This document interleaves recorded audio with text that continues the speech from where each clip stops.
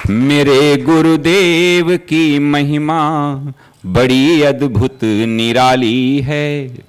मेरे गुरुदेव की महिमा बड़ी अद्भुत निराली है भर जाती वो सब झोली जो जन्मों से ही खाली है भर जाती वो सब झोली जो जन्मों से ही खाली हैं। यहाँ तम की नहीं सत्ता, यहाँ हर दिन दिवाली है। यहाँ तम की नहीं सत्ता, यहाँ हर दिन दिवाली है। भराया लोक अंतर में, नजर में प्रेम लाली है। मेरे गुरुवर शिव त्रिपुरारी, जिनकी महिमा भारी नजर में छा गए हैं के दिल में समा गए हैं। हो मेरे गुरुवर शिव त्रिपुरारी, जिनकी महिमा भारी नजर में छा गए हैं के दिल में समा गए हैं। ओ मेरे प्यारे गुरुवर, जीवन बना था संग्राम रे। ओ मेरे प्यारे गुरुवर, जीवन बना था संग्राम रे। खिलती हुई सुबह भी लगती थी जैसे कोई शाम रे। भूल गए दुख दर्द बीमारी, मिट गई चिंता सारी, शरण तेरे आ गए हैं, प्रेम रस पा गए हैं। हो मेरे गुरुवर शिव त्रिपुरारी, जिनकी महिमा भारी नजर में छा गए हैं के दिल में समा गए हैं। आया जो दर पे तेरे, पाया परम की सौगात रे। भक्त हैं, उनको भी मेरा बहुत बहुत अभिनंदन है, नमन है, उन सभी को प्रणाम है मेरा। क्योंकि आजकल बड़ी चर्चा चल रही है स्वामी जी, अगर आप ने भी सुना होगा कि सनातन पे, और हम सभी सनातनी हैं यहाँ पर, तो मुझे लगता है कि आजकल सनातन पे बहुत ज़्यादा चर्चा चल रही है। और चर्चा इस बात की चल रही है कि कोई भी सनातन को कुछ भी बोल करके अपनी राजनीति 2 मिनट के लिए जरा चमका देता है, जरा पॉलिश कर देता है। कहते नहीं बूट पॉलिश करने जा रहे हैं, तो बस वैसे ही कुछ ना कुछ अपशब्द बोल करके वो सोचते हैं कि सनातन पे हम अगर किसी तरीके की गलत टीका टिप्पणी करेंगे तो इससे हमारा फायदा होगा। वो मूर्ख ये नहीं जानते हैं कि सनातन शाश्वत है, सनातन वो है जो अजर और अमर है। और सनातन तब से नहीं है जब से हम आप की संरचना भी नहीं हुई थी, तब से है, तो इसको तो कोई खत्म ही नहीं कर सकता। और कई लोगों ने, उनका नाम भी लेने से मैं गुरेज करती हूँ, अगर आप पढ़ेंगे उन लोगों के बारे में तो भी आपको लगेगा कि कैसे अभद्र लोगों के बारे में जो है बात करनी पड़ रही है। पर क्योंकि हम सभी सनातनियों के लिए ये बात बहुत ज़रूरी है जानना कि अब समय आ गया है कि अब हम लोग सब लोग एकजुट रहें। क्योंकि चाहे किसी भी विषय पर हो, पिसता हमेशा सनातन धर्म का ही आदमी है। और सही बात यह है कि सच में हम अल्पसंख्यक हैं। पूरे विश्व में देखिए ना, जाकर के तो देखिए कितने सब अदर धर्म के सब लोग हैं। भाई हम हैं अल्पसंख्यक, हमें जरूरत है हमारे संरक्षण की। तो इसलिए अब आप अपने पैरों पे और अपने हाथों से अपने धर्म की रक्षा करिए। कहते हैं धर्मे रक्षतु धर्मः। और जो क्योंकि गुरुदेव यहाँ पर बैठे हुए हैं, और विष्णु सहस्त्रनाम में एक बड़ा अच्छा श्लोक आता है कि व्यासाय रूप विष्णवे, व्यास रूपाय विष्णवे, यानी व्यास जो है साक्षात श्री हरि विष्णु का रूप होता है। तो भगवान जो है गुरु जो है हमें बहुत सारे, क्योंकि बीते दिन जो है शैक्षिक दिवस भी था, अब हम उसको, क्योंकि हम ब्रिटिशर्स से इतना ज़्यादा, हम लोग अंग्रेज़ों से इतना ज़्यादा जो है, पाश्चात्य संपत्ति से इतना ज़्यादा जो है वो करते हैं कि गुरु पूर्णिमा लोग कम मनाते हैं, मगर टीचर्स डे बहुत मनाते हैं। पर क्योंकि दोनों चीज़ों का संदर्भ वही है, तो इसलिए मैं कहूँगी कि गुरु जी जो हैं, और कोई भी गुरु इस पीठ पर बैठा हो, कोई भी गुरु इस गद्दी पर बैठा हो, वो हमारे लिए साक्षात श्री हरि विष्णु जैसा है। तो इनके जो भी वाक्य निकले, उनके जो भी वाणी निकले, उसको आत्मसात करिए। और गुरुदेव, मैं आपसे एक बात कहना चाहती हूँ कि मेरे मन में बहुत आ रहा है, क्योंकि सरस्वती लिखा है आपके पूरे नाम में, तो माँ सरस्वती भगवती की एक छोटी सी हमें कह लीजिए इसको श्लोक भी है, एक वंदन भी है, एक भगवती स्तुति भी है, वो आपके सामने गा करके सुनाऊं। हालांकि संस्कृत में है, और आदरणीय प्रधानमंत्री जी ने कहा है अपनी इस मन की बात में कि संस्कृत को थोड़ा जो है ज़्यादा तरजीह दें, तो आपकी भाषा, आपकी सम्मति, आपकी सन्मति सब अच्छी हो जाएगी। क्योंकि कहीं ना कहीं जब हमारा चंद्रायन गया, उसके बाद अब आदित्य पहला सोलर मिशन गया, और उससे पहले जब अपोलो गया था, यानी अमेरिका का जो मिशन गया था और सक्सेसफुल मिशन गया था, तो उन्होंने एक ही ध्वनि पकड़ी और वो संस्कृत के मंत्र उच्चारण थे सबसे पहले। तो ये बहुत बड़ी बात है, इसलिए मैं संस्कृत में ही 2 पंक्तियां माँ भगवती सरस्वती की गाना चाहूँगी। या कुंदेन्दु तुषार हार धवला, या शुभ्र वस्त्रावृता, या वीणावर दंड मंडित करा, या श्वेत पद्मासना, या ब्रह्माच्युत शंकर प्रभृति विदेवै सदा वंदिता, सा मां पातु भगवती सरस्वती निःशेष जाड्यपः, निःशेष जाड्यपः, निःशेष जाड्यपः। यानी हमारी जड़ता आप समाप्त करें गुरुदेव, ये मेरा आपसे जो है आग्रह है, प्रार्थना है। ओम सहना भवतु सहनो भुनक्तु सह वीर्यं करवावहै तेजस्विनावधीतमस्तु मा विद्विषावहै। ओम शांति शांति शांति। अखंडमंडलाकारं व्याप्तं येन चराचरं तत्पदं दर्शितं येन तस्मै श्री गुरवे नमः। अज्ञानतिमिरान्धस्य ज्ञानाञ्जनशलाकया चक्षुरुन्मीलितं येन तस्मै श्री गुरवे नमः। गुरोर्ब्रह्मा गुरोर्विष्णु गुरोर्देवो महेश्वरः गुरोर्साक्षात् परं ब्रह्म तस्मै श्री गुरवे नमः। त्वमेव माता च पिता त्वमेव त्वमेव बन्धोश्च सखा त्वमेव त्वमेव विद्या द्रविणं त्वमेव त्वमेव सर्वं मम देव देवो। गजाननं भूतगणादिसेवितं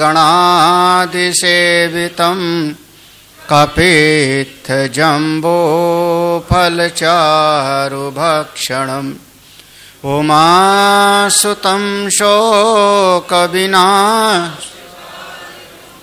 नमामि विघ्नेश्वर पादपङ्कजं सच्चिदानन्दरूपाय विश्वोत्पत्त्यादिहेतवे तापत्रय विनाशाय श्रीकृष्णाय वयं नुमः। नारायणं नमस्कृत्य नरं चैव नरोत्तमं देवीं सरस्वतीं व्यासं ततो जयम् उदीरयेत्। यं प्रव्रजन्तमनुपेतमपेतकृत्यं द्वैपायनो विरहकातरया जुहाव पुत्रेति तन्मयतया तरवोऽभिनेदुः तं सर्वभूतहृदयं मुनिमानतोऽस्मि।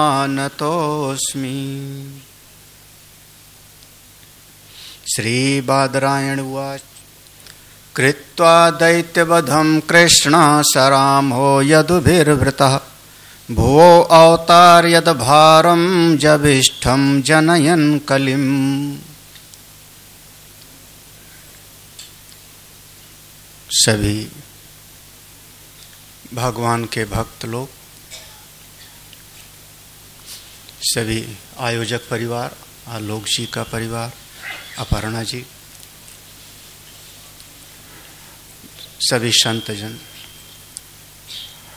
श्रीमद् भागवत का 11वां स्कंध, जिसका भागवत में ही नाम दिया है मुक्ति। जीव को जितनी भी इच्छाएं होती हैं उस सब को केवल 2 भाग में ऋषियों ने बांटा है। मूलभूत 2 ही इच्छाएं हैं, एक आत्यंतिक सुख की प्राप्ति और एक आत्यंतिक दुख की निवृत्ति। सुख की प्राप्ति नहीं, शब्द लगाया आत्यंतिकी। हमारे जीवन में ऐसा सुख मिले जो कभी हमसे छूटे ना, हम वही सुख चाहते हैं। हम सब जगह सुख चाहते हैं, सब समय सुख चाहते हैं और सबसे सुख चाहते हैं। कभी अपने चित्त वृत्ति का विश्लेषण करो, यही जिससे हमको सुख नहीं मिलेगा उसके साथ नाता तोड़ लेंगे। और हमारे जीवन से दुख ऐसा जावे कि दोबारा कभी हमारे जीवन में दुख ना आवे। मुख्य रूप से 2 ही चाह है। अब ऐसा कभी किसी को लगने लगता है कि हमारे पास धन होगा तो मैं सुखी हो जाऊंगा, तो आदमी धन के लिए प्रयास करता है। ऐसा लगने लगता है कि मेरे पास जमीन होगी तब मैं सुखी हो जाऊंगा, तो जमीन के लिए प्रयास करता है। ऐसा लगता है कि मेरे पास बहुत बड़ा परिवार हो जाएगा तब मैं सुखी होऊंगा, तो बड़े परिवार के लिए प्रयास करता है। जहां जहां सुख बुद्धि का आरोप होता है उसी चीज को पाने के लिए प्रयास करता है। दुख किसी को पसंद नहीं। बस एक इतना विचार का विषय है कि चूंकि हमारे भीतर जो मूल चाह है, मूल चाह, हम सब जगह सुखी होना चाहते हैं, सब समय सुखी होना चाहते हैं और सबसे सुखी होना चाहते हैं। ये दुनिया में संभव तो लगता नहीं। भाई मान लो मैं अपनी गाड़ी में बैठूं और अपनी गाड़ी में बैठ के मैं बहुत सुखी होता हूं, तो जहां जहां जाऊंगा कहां तक अपनी गाड़ी लेके जाऊं? अभी कुछ दिल्ली में कुछ गाड़ियां बाहर से आई, बड़े बड़े जो देश के प्रमुख लोग आए, उनकी गाड़ियां भी उनके साथ आई ना। आपके पास, हमारे पास तो इतनी सामर्थ्य नहीं है कि अगर मान लो हमको कहीं जाना है, अफ्रीका जाना है या ऑस्ट्रेलिया जाना है, तो मैं गाड़ी भी अपनी लाद के ले, इतनी तो सामर्थ्य मेरे पास में नहीं है, और हमको लगता है मेरी गाड़ी में ही मुझको सुख मिलेगा, तो आप जब दूसरी जगह जाओगे तो आपका सुख टूट जाएगा।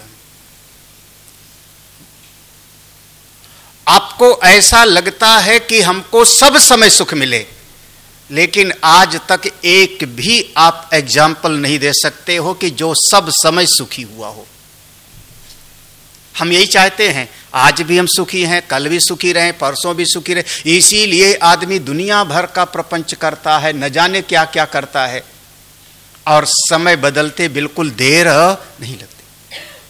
शाम के समय बड़े सुखी हैं कि सवेरे राम को राजा बनाया जाएगा। शाम के समय तो पूरी प्रजा सुखी है, महाराज सुखी हैं, और रात में घटना बदली और सवेरे पूरा का पूरा जीवन दुखमय हो गया। केवल एक का नहीं, पूरे समाज का। जिस समय विवाह करने गए, तो विवाह करने आदमी जाता है तो बड़ी बड़ी कल्पनाओं के साथ जाता है ना। अगर वसुदेव जी विवाह करने गए हैं देवकी से, तो कोई मन में कल्पनाएं कम थोड़े रही होंगी। ये थोड़े सोचा होगा कि इस विवाह का परिणाम हमको दुख मिलेगा, लेकिन शादी हुई और शादी होने के तुरंत बाद ही, विदाई के साथ ही उनको कारावास मिलता है। हाँ? तो सब समय हम सुखी होंगे, ये दुनिया में संभव नहीं है। हाँ, इस दुनिया में संभव नहीं।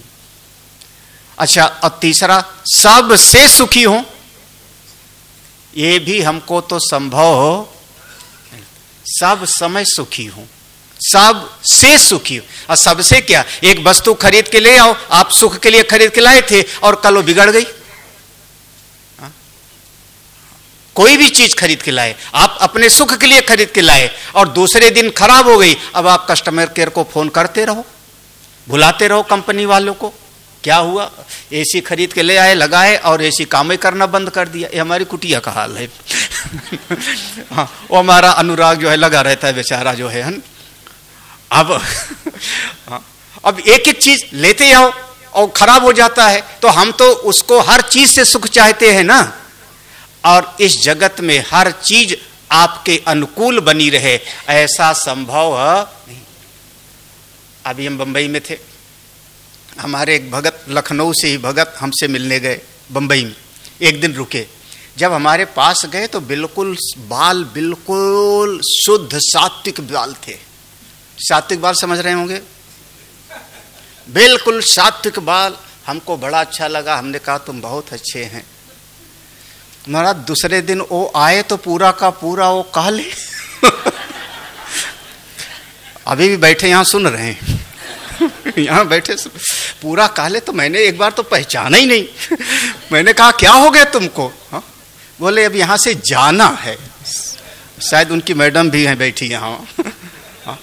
तो हमने कहा भगवान ने इतना बढ़िया कहा कि अब सफेद काम करो, हाँ, सात्विक बन जाओ, लेकिन आदमी को पसंद नहीं है। गोदरेज हेयर डाई लगाऊंगा, काला काम तो करे।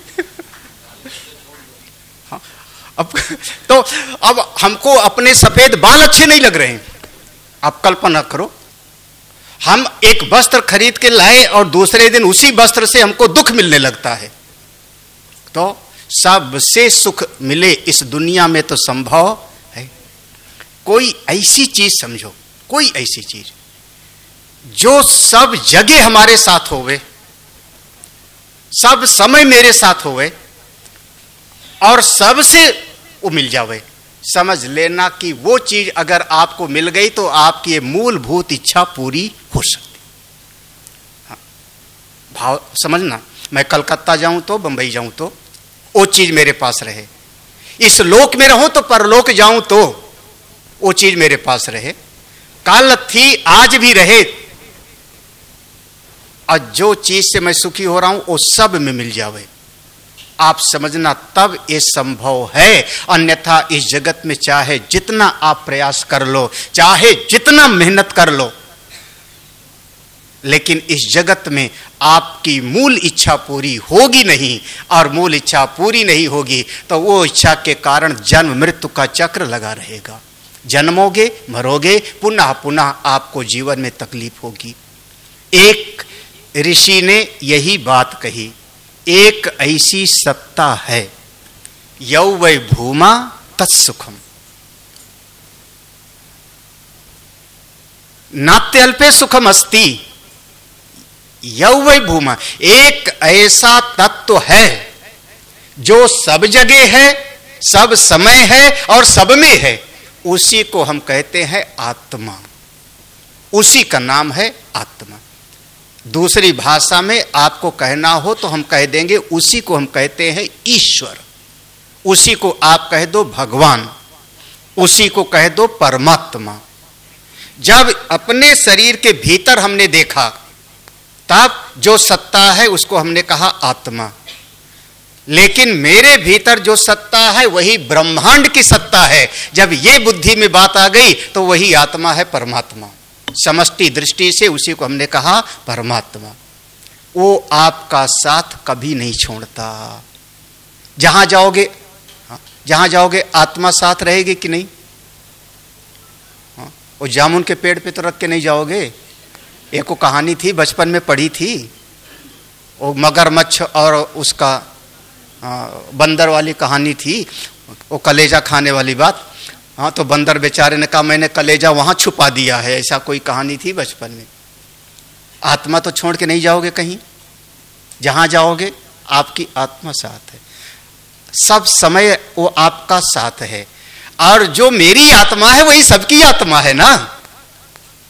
काश एक बात समझ में आ जावे, यही इस तत्व का ज्ञान ही, इस आत्म तत्व का बोध ही मोक्ष की प्राप्ति कराता है। यही भागवत के 11वें स्कंद का लक्ष्य है,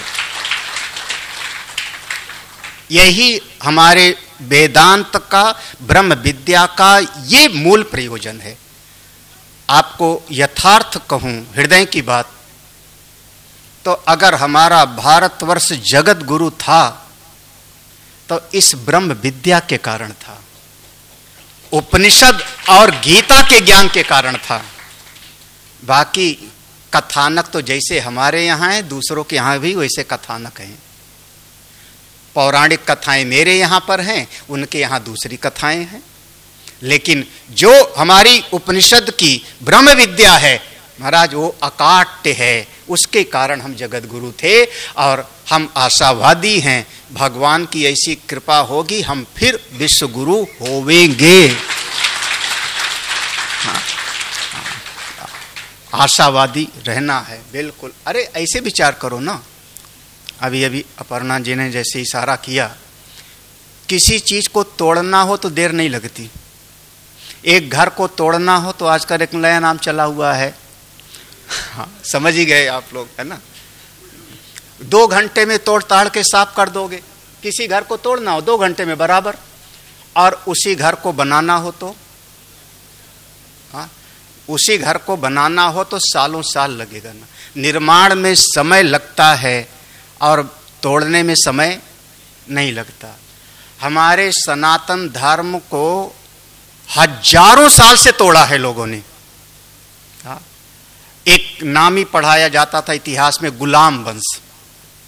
वो आज का नहीं था। गुलाम वंश लगभग सन 1100 ईस्वी के लगभग में था, जब कोई कुतुबुद्दीन ऐबक, इल्तुतमिश या रजिया सुल्तान का नाम बहुत आया, उस सन 1100। उसके बाद तोड़ते तोड़ते इतने साल, कभी हूणों ने तोड़ा, कभी शकों ने तोड़ा, कभी तीसरों ने तोड़ा, कभी जो है चौथों ने तोड़ा, मुगलों ने तोड़ा, फिर तातरिया वंश के लोगों ने तोड़ा, अमुक ने तोड़ा, फिर अंग्रेजों ने बौद्धिक रूप से 200 साल तक हमको तोड़ा।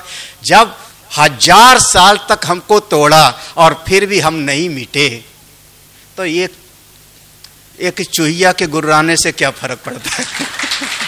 हाँ?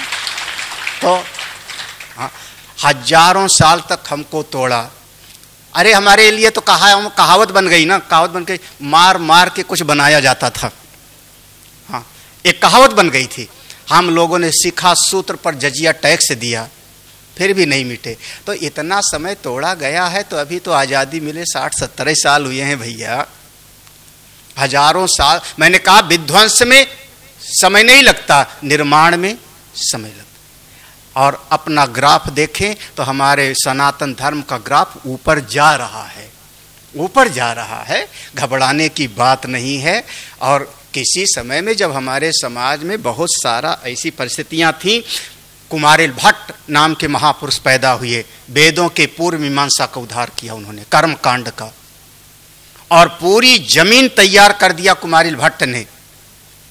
बाद में भगवान शंकराचार्य प्रकट हुए, दोनों लगभग समकालीन थे, थोड़े से समय का अंतर था। वेद भगवान के 2 विभाग हैं, कर्मकांड ज्ञानकांड, पूर्व मीमांसा उत्तर मीमांसा। तो कर्मकांड का उद्धार किया कुमारिल भट्ट ने और ज्ञान कांड का उद्धार किया भगवान शंकराचार्य जी ने। तो जो यही हमारा समाज जो दूसरे धर्म में चला गया था, वही समाज कहीं गया नहीं, वही समाज फिर से सनातनी हो गया। हाँ, इसीलिए हम लोग हैं, कभी खुली नजर से चारों तरफ भारतवर्ष के तरफ देखें, चारों तरफ तो दूसरे धर्म वाले दिखाई पड़ेंगे। श्रीलंका देखो, म्यांमार देखो, थाईलैंड देखो, चाइना देखो, सबसे ज्यादा मूर्तियां मिली अफगानिस्तान में। हाँ, चारों तरफ बौद्ध था, लेकिन भारतवर्ष हमारा फिर से सनातनी हुआ। तो ये 2 महापुरुषों की करुणा से, कुमारिल भट्ट और भगवान जगतगुरु शंकराचार्य। हाँ, तो ऐसे ऐसे समय बदलता है, बदलेगा, यही समाज हमारा फिर से सनातनी हो जाएगा। घबराने की कोई बात नहीं, जिसको अपना जो है करना है कर लेवे। महाराज, हम लोगों की वो ब्रह्म विद्या है, जिस ब्रह्म विद्या, अरे कोई मेरा हाथ काट देवेगा चलेगा, आंख फोड़ देवे मेरी, पांव काट देवे, मेरी आत्मा को कैसे कोई मारेगा? मेरी आत्मा को तो कोई छू भी नहीं सकता। हाँ, मैं तो आत्मा हूं। तो जो कि मेरी आत्मा सनातन है, मैं नित्य हूं, तो हमारा विचारधारा भी, हमारी मान्यता भी नित्य है। इस ज्ञान की प्राप्ति जहां से होती है, इस ज्ञान की प्राप्ति, देखो, इस ज्ञान से मोक्ष की प्राप्ति होती है, आत्मा के ज्ञान से मोक्ष की प्राप्ति होती है।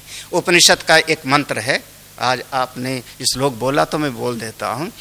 उपनिषद में एक बार नारद जी गए सनत कुमार के पास, सनत कुमार से पूछा, प्रणाम किया। उन्होंने कहा, महाराज, हम कहीं बहुत बढ़िया सभा में बैठे थे, तो वहां सभा में ऐसी चर्चा हुई, तारति शोकम आत्मवित्, तारति शोकम आत्मवित्। इस सामवेद का प्रसंग है, सामवेद का छांदोग्य उपनिषद का नाम है भूमा विद्या। तो जो आत्मा को जान लेगा, उसके जीवन का शोक निकल जाएगा। पहचान यही है, आत्मज्ञान की पहचान यही है। अगर शोक है तो इसका मतलब अभी ज्ञान में कमी है, और ज्ञान होगा तो आपके जीवन में भले 2 दिन रोटी ना मिले चलेगा, भले वस्त्र ना मिले, लेकिन आपका चित्त शोकाकुल नहीं होगा। यही पहचान है ज्ञान की, यही हमारे ब्रह्म विद्या की पहचान है, तरति शोकम आत्मवित्। लेकिन भगवान सोचामी, नारद जी ने कहा, भगवान सोचामी, हे सनत कुमार जी, मैं शोक कर रहा हूं, और हमने सुना था कि शोक निवृत्त हो जाना चाहिए। सनत कुमार जी ने कहा, अच्छा एक काम करो, एक काम करो, तुम जो जो जानते हो पहले हमको बता दो, जो जो जानते हो हमको बता दो, क्योंकि जब तुम बता दोगे तो जो तुम भी जानते हो और जो मैं भी जानता हूं, तो उसकी चर्चा करके समय क्यों व्यर्थ करें, हम दोनों जानते हैं। और तुम कह रहे हो कि मैं भगवान शोक कर रहा हूं, तो जो तुम्हारा ज्ञान है उस ज्ञान की जरूरत हमको तो है नहीं। अगर तुम्हारे ज्ञान से तुम्हारा शोक नहीं दूर हुआ तो हम क्यों कर लें उसको? तो पहले तुम जो जानते हो सब बता दो, फिर मैं विचार करूंगा कि क्या तुमको बताना बाकी। वहां पर झड़ी लगाया है, मैं ऋग्वेद जानता हूं, यजुर्वेद जानता हूं, सामवेद जानता हूं, अथर्ववेद जानता हूं, शिक्षा, कल्प, व्याकरण, छंद, ज्योतिष, निरुक्त, मैं पाकशाला का निपुण हूं। तुम सबसे बढ़िया रसोइया हैं नारद जी, मैं संगीत वाला हूं, मैं नृत्य वाला हूं। एक एक करके 36 विद्याओं को गिनाया उन्होंने। आप में से शायद 36 विद्या किसी को याद ही नहीं होगा। हाँ, मैं कहूँगा तो 4-6 36 विद्या बताई। मैं 36 विद्याओं का ज्ञाता हूं, उसके बाद भी मेरे मन में शोक हो रहा है। तब नारद जी को सनत कुमार जी ने कहा, अच्छा तुमने अपनी बुद्धि में 36 विद्याओं का ज्ञान प्राप्त किया, लेकिन ये जो ज्ञान प्राप्त करने वाला है उसको तो तुमने अभी जाना ही नहीं। हाँ, हाँ, 36 विद्याओं का ज्ञान प्राप्त किया, लेकिन कौन ज्ञान प्राप्त किया उसको जाना नहीं। और जब उसको जाना नहीं तो जीवन का शोक दूर नहीं। ये बुद्धि का कोई भरोसा नहीं, कब बुद्धि बस धोखा दे जावे। बड़े बड़े विद्वानों को भी महाराज आखिर में सब भूल गया। कभी एक उनका इतिहास पढ़िए, पंडित राहुल, महामहोपाध्याय पंडित राहुल संकृत्यायन। हाँ, कभी आप उनकी जीवनी पढ़िए, एक से एक महापुरुष लोगों का। आखिर में सब ये बाहर की विद्या काम आती नहीं।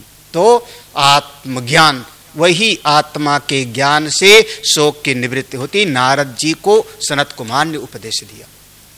अब समझिए, अब जीवन का बिल्कुल परम प्रयोजन निश्चित करिए। मुझको वह विद्या चाहिए, वो आत्मस्वरूप का ज्ञान चाहिए जिससे मेरे जीवन का शोक मोह निवृत्त हो जावे। अब वो ज्ञान हमको मिलेगा कहां से? कहां से मिलेगा? तो भाई जिसके पास जो विद्या होगी वही तो देगा ना। अगर मैं किसी फिजिक्स के अध्यापक के पास चला जाऊंगा तो फिजिक्स पढ़ाएगा।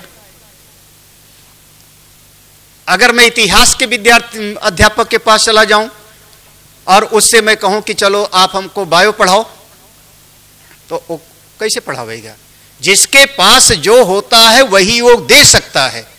आप इस पर बिल्कुल, आपके पास में जमीन है तो आप जमीन दे सकते हो, आपके पास में रुपया है आप किसी को रुपया दे सकते हो, आपके पास में जो होगा दे सकते हो। और ऐसी चीज मैं आपसे मांग लूं जो आपके पास हो ही ना, तो आपके पास जमीन ना हो कैसे दोगे आप? तो अगर आप किसी को कुछ देना चाहते हो तो पहली शर्त है कि वो चीज आपके पास में होना चाहिए। हम देखो, अब नाराज मत होना आप लोग, क्योंकि यहां गंभीर सत्संग ही मुझको सुनाना है, ज्यादा कथानक नहीं सुनाऊंगा। हमको तब बहुत एक लोकाचार को देख के हंसी आती है। एक दुनियादारी का है, कर लेना चाहिए। अब कोई नई लड़की की शादी हुई। अब महाराज इतनी पढ़ी लिखी लड़की, अब वो बहू बन करके आई ससुराल, तो ससुराल में कोई चचिया सास, ददिया सास, ननिया सास न जाने कितनी होती हैं। शायद सबके जीवन में आया होगा वो घड़ी। हाँ, अब पढ़ी लिखी बहू बहुत तेज, लेकिन अब उसको ऐसे करके और 3 बार जो है करना पड़ेगा। हाँ, ऐसे करती है वो बेचारी, करती है। और कोई एक गाइड करने वाला होता है, ये अमुक हैं, पपिया सास हैं, तो वो आशीर्वाद देती हैं। अब मैं पूछूं जरा सा कि जो आशीर्वाद दे रही हैं क्या उनके भीतर है वो? अगर आपने कहा किसी को सुखी भव, आपने कहा सुखी भव, आप वास्तव में सुखी हो? आप सुखी हो? अगर आप स्वयं सुखी नहीं हो तो आपका आशीर्वाद कैसे लगेगा? मैं कह रहा हूं जो झोली में होगा वही दोगे आप। आपके भीतर ज्ञान हो तो ज्ञान दोगे, प्रेम होगा तो प्रेम दोगे, घृणा होगी तो घृणा दोगे, नफरत होगा तो नफरत दोगे। जब आप स्वयं सुखी नहीं हो तो आपका आशीर्वाद कैसे लगेगा कि सुखी भव? यही आशीर्वाद देते हैं ना, सुखी भव। दूसरा वाला चिरंज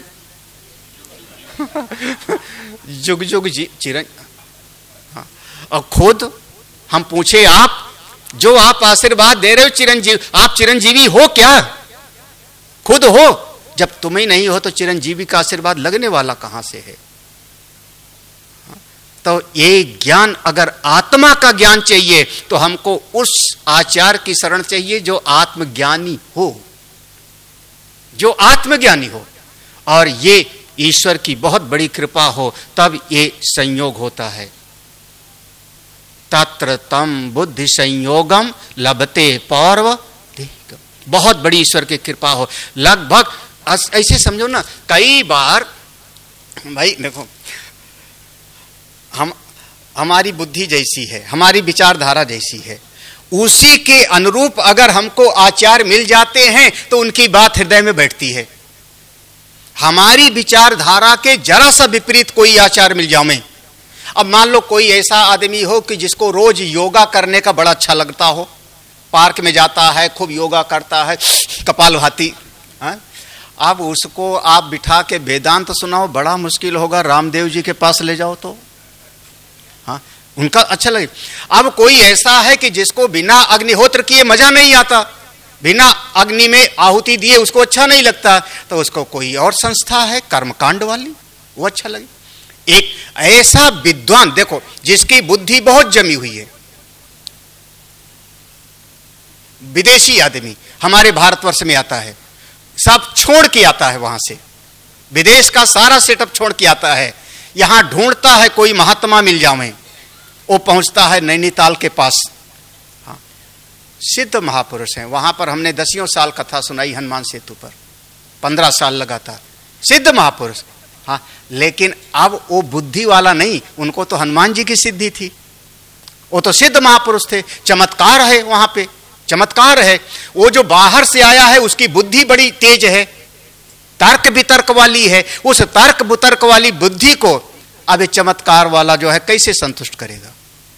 आप कोशिश करना समझने के लिए। हाँ, उसको तो कोई स्वामी विवेकानंद जैसे मिल जाए, मेरे पूज्य गुरुदेव जैसे मिल जाए उसको, जो उसके जैसे कहते हैं जहर को जहर मारता है, लोहे को लोहा काटता है। हाँ, तब उसकी बुद्धि को वैसा कोई विचार वाला मिलना चाहिए, लेकिन मिले उसको चमत्कारी महापुरुष। तो परिणाम क्या हुआ? हमारे भारतवर्ष में ज्यादा दिन नहीं टिका, चला गया। लेकिन जाके उसने कोई संस्था बनाई जिसका मोबाइल आप लोग सब लिए घूम रहे हो। क्या नाम था उसका? मोबाइल का नाम एप्पल, और उसका संस्थापक स्टीव जॉब्स। हाँ, वो हमारे नीप करौरी जी महाराज के पास रहा कुछ समय तक। हाँ, और उन्होंने तो एक ऐसे सेब खा रहे थे, देखो चमत्कार, एक ऐसे सेब खा रहे थे, ऐसे मुंह से काटा था, वो आया तो उन्होंने वो सेब उसको पकड़ा दिया, ले, हाँ, प्रसाद के रूप में।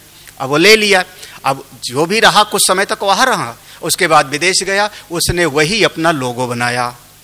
सेब कटा हुआ है ना किनारे, हाँ, वही कटा हुआ सेब बनाया। तो अब महापुरुषों को आशीर्वाद ऐसे मिल जाता है, खैर समझिए। लेकिन अगर मान लो उसी बुद्धि को कोई ऐसे विद लॉजिक समझाने वाले कोई योग्य मिल गए होते तो शायद कुछ और एक अलग सृष्टि हो जाती। जैसे हमारे स्वामी विवेकानंद के साथ भगनी निवेदिता आई, जैसे हमारे अरविंद घोष के पास में मां पूज्य मां जी थी। है ऐसे आत्मा का ज्ञान चाहिए तो आत्मा ज्ञानी गुरु की शरण चाहिए। मेरा इतना समझिए। हाँ, अब वो जो आत्मज्ञानी गुरु होगा उसके पास हम कैसे जावें? बात यही थी ना कल, शायद कल जो लोग थे, हाँ, उस आचार्य के पास कैसे जावें और कैसे न जावें, ये दोनों बातें समझनी थी। तो यहां पर भगवान वेद व्यास जी के पुत्र सुखदेव जी भगवान कहते हैं कि किस तरीके से उनके पास नहीं जाना है, पहले मैं वो बताता हूं। कृत्वा दैत्यवधम कृष्णा सरामो यदुभिर्वृताः। देखो पहला शब्द है कृत्वा, भगवान ने कुछ किया। क्या किया भगवान ने? जो भगवान ने अपने अवतार का प्रयोजन था, परित्राणाय साधूनाम विनाशाय च दुष्कृतम, दुष्टों का नाश। तो बहुत सारे दैत्य वधम, जो हमारे धर्म के विरोधी थे, भगवान ने उसका वध किया। जिस लिए अवतार लिए थे भगवान ने स्वयं किया। देखो कृत्वा माने स्वयं किया। कब किया भगवान ने? जब जरासंध ने 21 अक्षौणी की सेना लेकर के आक्रमण किया मथुरा पर, तो भगवान और दाऊ भैया ने मिल करके सबका सफाया किया। और जरासंध फिर 17 बार आता है, 17 बार पराजित करते हैं। 18वीं बार काल यवन को लेके आया था, तो भगवान फिर चले गए थे द्वार। तो अपने हाथों से भगवान ने किया। कभी मौका पड़े तो दुष्टों को मारने में भी संकोच नहीं। पहला शब्द याद रखना, ये यहां प्रसंग कृत्वा। कृत्वा माने कार के, दुष्ट क्या किया, दैत्य बधम, दैत्यों का वध करके। एको पिता सुबहु पांडु सुता सपत्नैर दुर्धोत हेलन कच ग्रहणाधिभिस्तान कृत्वा निमित्तो मितरेरत समेतान हत्वा नृपान निरहरत क्षितिभार मीशा। भगवान ने विचार किया कि कुछ और दुष्ट ऐसे हैं जिनको मैं मारूंगा तो ठीक नहीं होगा। तो कृत्वा निमित्तम, भगवान ने निमित्त बना के कराया। दोनों बातें हैं, कभी हम खुद करते हैं और कभी किसी से कराते, दोनों को समझ। भगवान ने निमित्त बनाया किसको, पांडवों को, पांडुसुता, पांचों पांडव को, युधिष्ठिर, भीम, अर्जुन, नकुल। और जुआ खेला गया, वहां पर पराजित हुए, चीरहरण हुआ, सब कुछ हुआ, लेकिन साफ साफ यहां वर्णन है कि भगवान ने अपने हाथ में निमित्त बनाया इनको, कृत्वा निमित्तम, और इनको आपस में लड़ाया। किसको, कौरव पांडव को। 18 क्षौणी सेना थी, 11 उनकी तरफ, 7 इनकी तरफ, और 11 उनकी तरफ सब मारी गई। और जो इनकी तरफ की सेना थी वो भी जो बची खुची थी, आखिर में अश्वत्थामा ने सबको काट दिया। बचे थे केवल 8-9 लोग केवल, बाकी सब मर गए। अब उस महाभारत के युद्ध में भगवान ने किसी एक का भी वध अपने हाथ से नहीं किया, लेकिन सब करने वाले, कराने वाले वही थे। देखो दोनों बातें हैं ना, तो कभी हमने किया और कभी हमने कराया। तो ये दो बातें हो गई। भगवान ने पांडवों को निमित्त बना करके और फिर पृथ्वी के भार को हल्का कर दिया। महाराज कितने दैत्य रहे होंगे, खत्म ही नहीं होते दुष्ट लोग। 17 बार जरासंध के साथ सेनाई निपट गए, फिर दैत्य महाभारत से निपट गए। उसके बाद महाराज मन्ने अवनेर ननो गतो अप्यगतम ही भारम। भगवान ने विचार किया, अब मैं अपने यदुवंशियों की सेना को लेकर के अनेक अनेक दैत्यों को पराजित किया, दुष्टों को पराजित किया। लेकिन आश्चर्य ये है कि जिन अपने परिवार के लोगों यदुवंशियों को सेना लेकर के कराया, वो यदुवंशी के सैनिक लोग ही बहुत ज्यादा अभिमानी हो गए। और ये बहुत सूक्ष्म रूप से आता है, चुपके से आता है। करने वाला कोई और होता है, कराने वाला कोई और होता है, और जीव समझ बैठता है कि सब करने वाला तो मैं ही हूं। बहुत बहुत छुप करके आता है। और जैसे आता है, अब भाई ये जितने यदुवंश के लोग थे, यदुवंश के जो लोग थे, उनको अपने धन का बल हो गया, जन का बल हो गया, अपनी बाहुबल हो गया। अरे हमारा बल हमने ऐसा, और फिर वो उस शक्ति के मद में चूर, और ये यदुवंश के लोग ही अनीति करने लगे, द्वारका के लोग ही अनीति करने लगे। देखो कैसा। अब भगवान ने सोचा अब क्या करूं।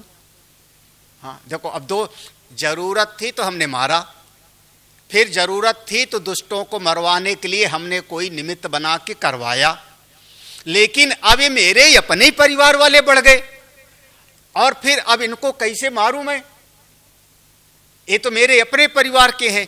तब भगवान ने संकल्प किया, ये जो मेरे यदुवंश के लोग अपने बल में मद में चूर हैं, इनको सजा देने के लिए मैं संतों का सहारा लूं। फिर भी करने वाले सब वही हैं, कराने वाले, लेकिन अब भगवान ने विचार किया, एवं व्यवसितो राजन सत्य संकल्प ईश्वर शाप व्यजेन विप्राणाम संजरहे स्वाकुलम विभु। स्वाकुलम विभु, भगवान ने सत्य संकल्प, भगवान ने विचार किया और उनका विचार ही, भगवान का संकल्प ही कई कई ऋषियों को आकर्षित कर लिया। कई कई ऋषि लोग, अब देखो अब घटना बदल रही है। कई कई ऋषि लोग आए और अब जैसे द्वारका में भगवान रहते थे तो महात्माओं का जब मन होता था तब चले जाते थे भगवान का दर्शन करने के लिए। द्वारका चले जाते थे दर्शन करने के लिए। भगवान उठ के बैठ जाते थे, सबकी आरती उतारते थे। अब एक संत दर्शन करके गए तो दूसरा संत आ गए, दूसरे गए तो तीसरा आ गए, तो भगवान के राजकाज में थोड़ी बाधा पड़ती। तब संतों ने सोचा कि ऐसा ठीक नहीं है, भगवान के व्यवहार में बाधा पड़े तो ये ठीक नहीं। तो संत लोग वहीं जहां पर द्वारका था उसी के पास में कोई एक तीर्थ स्थान बना डाला, जहां कुटिया आश्रम बना लिया। नाम पड़ा पिंडारक क्षेत्र। कालात्मना निवसता यदुदेव गेहे पिंडारकम समगमन मुनयो निसृष्टा। 11वां श्लोक है, पहला अध्याय। अब ये भूमिका बन रही है पिंडारक क्षेत्र। जैसे तीर्थ, नैमिषारण हमारा एक तीर्थ हो गया, बिठूर एक तीर्थ हो गया, ऐसे वो पिंडारक क्षेत्र।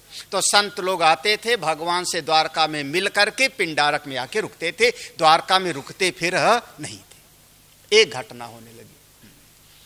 अब भगवान ने इशारा किया, संकल्प किया और संत लोग चले आए। संत लोग आए, भगवान का दर्शन किया, भगवान से बड़ी अच्छी वार्ता हुई और भगवान से विदा लेके अपने पिंडारक क्षेत्र में आ गए। मैं संतों का नाम बोलना चाहूंगा, कौन कौन से संत थे। आप बहुत संतों का नाम सुने होंगे, आप यहां पर समझिए संतों का नाम। विश्वामित्रो असिता कंडो दुर्वासा भृगुअंगिरा कश्यपो वामदेवो अत्रि वसिष्ठो नारद आदयः। कई नाम तो आपको सुने हुए मिल गए ना। विश्वामित्र, असित नाम के एक ऋषि हैं जिनका वेद में नाम आता है।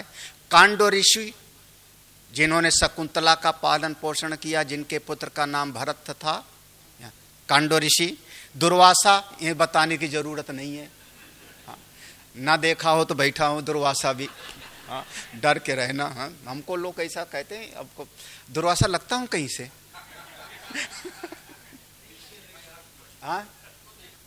लो आलोक को पक्का मॉरिशस याद आ गया।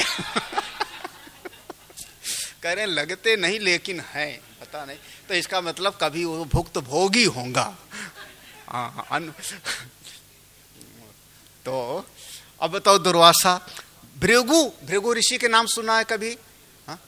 जो उन्होंने जाकर के भगवान विष्णु की छाती में एक लात मारा था, कभी ऐसे महापुरुष।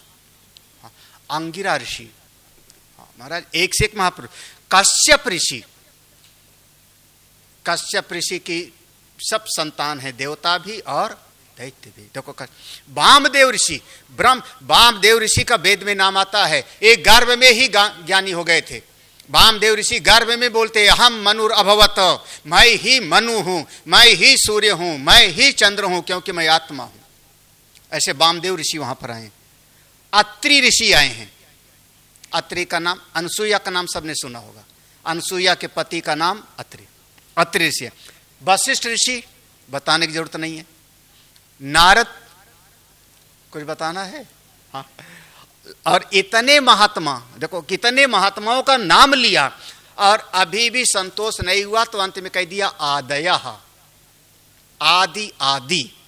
ऐसे बड़े बड़े महात्मा लोग आए, पिंडारक क्षेत्र में निवास करने लगे। इनमें से हमको तो लगता है एक महात्मा भी मिल जाए तो बेड़ा पार हो जाए हमारा, एक संत भी मिल जाए तो उद्धार हो जाए। लेकिन इतने महात्मा, नाम गिना दिया, आए, पिंडारक में निवास कर रहे हैं। और भगवान के बच्चे, कुछ बच्चे शिकार खेलने के लिए गए। वो शिकार खेलने के लिए जो गए तो तो उन्होंने देखा ये पिंडारक में इतने बढ़िया बढ़िया महात्मा बैठे हैं, कोई तपस्वी हैं, जटाजूटधारी हैं। अरे अरे, एक ने कहा चलो देखें ये महात्मा लोग कितने पानी में हैं, कितने पानी में हैं।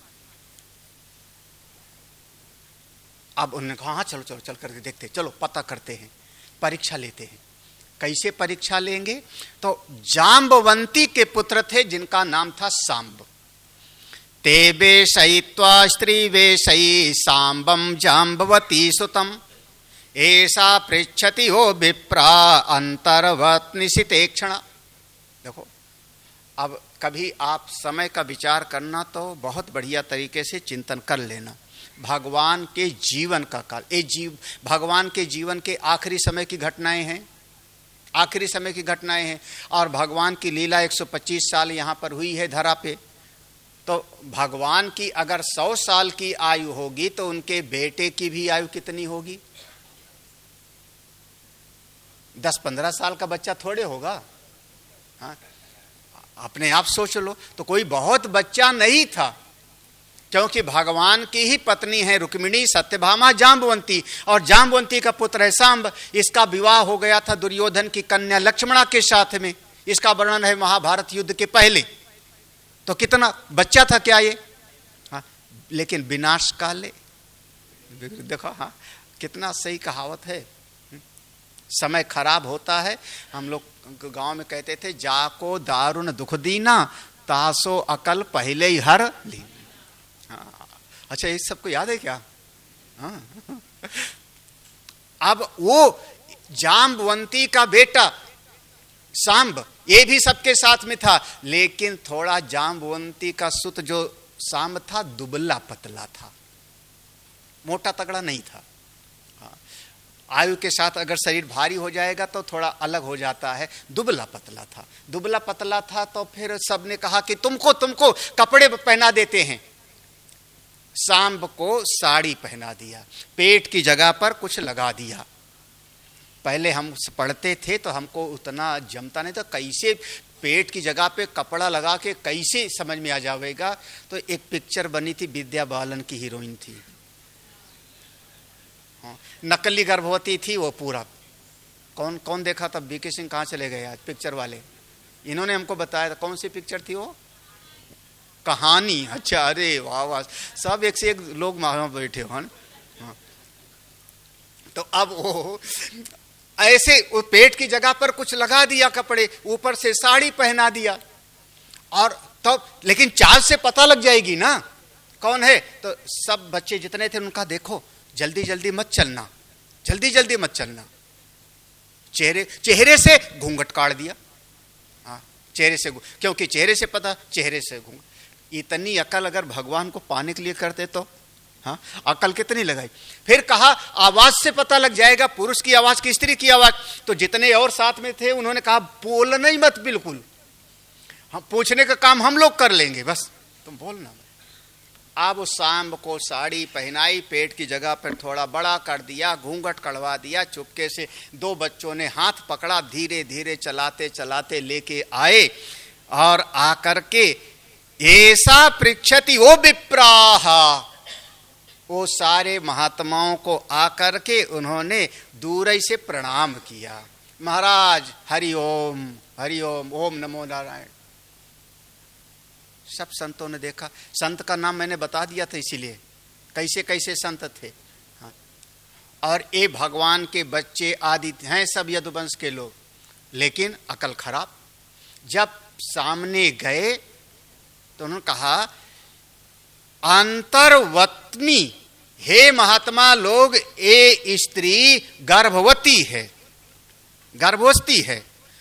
प्रष्टुम विलज्जति साक्षात, आप लोग अमोघ दृष्टि वाले हैं, सब जानते हैं, लेकिन ये बोलने में इसको लज्जा लग रही है, तो खुद नहीं बोल रही है, इसकी तरफ से हम लोग पूछ रहे हैं।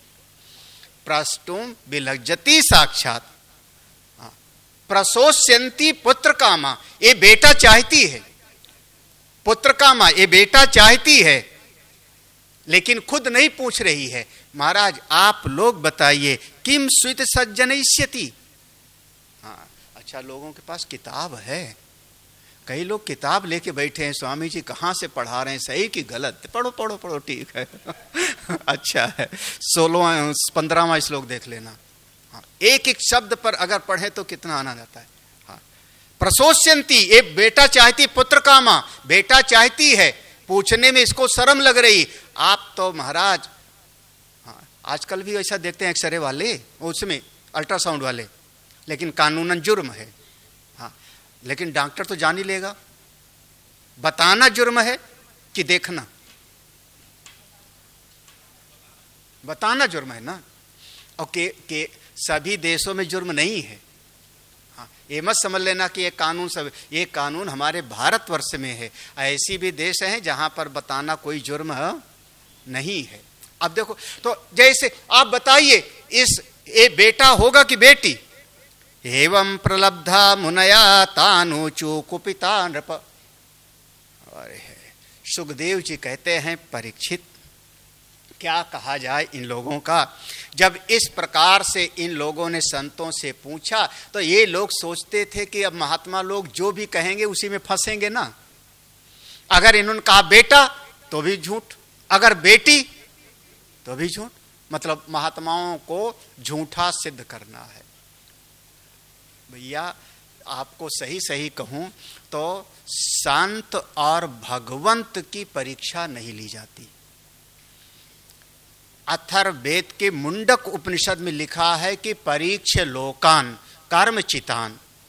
आप संसार की परीक्षा लेकर के देख लो, कौन आपका अपना है, कौन आपके समय में साथ देगा, दुनिया की परीक्षा ले लो, लेकिन संत और भगवंत की परीक्षा नहीं ली जाती। क्योंकि हम जैसे हैं, देखो, जो हम हमेशा कहते हैं, जो परीक्षा देने वाला है उसको हमने कहा परीक्षार्थी, जो परीक्षा लेने वाला है उसको आप कहते हो परीक्षक। यही शायद बोलते हैं विद्यालय में, क्या बोलते रीमा? परीक्षक। अब आप लोग अंग्रेजी मत बोलना, हिंदी वाला। जो परीक्षा दे रहा है वो है परीक्षार्थी, और जो परीक्षा ले रहा है वो है परीक्षक। तो परीक्षार्थी अगर 4ठी क्लास का है तो परीक्षक को कम से कम 8वीं 9वीं क्लास का होना चाहिए कि नहीं? अगर परीक्षा देने वाला बच्चा 9वीं क्लास का है तो परीक्षा लेने वाला 5वीं का होगा तो चलेगा? कैसे?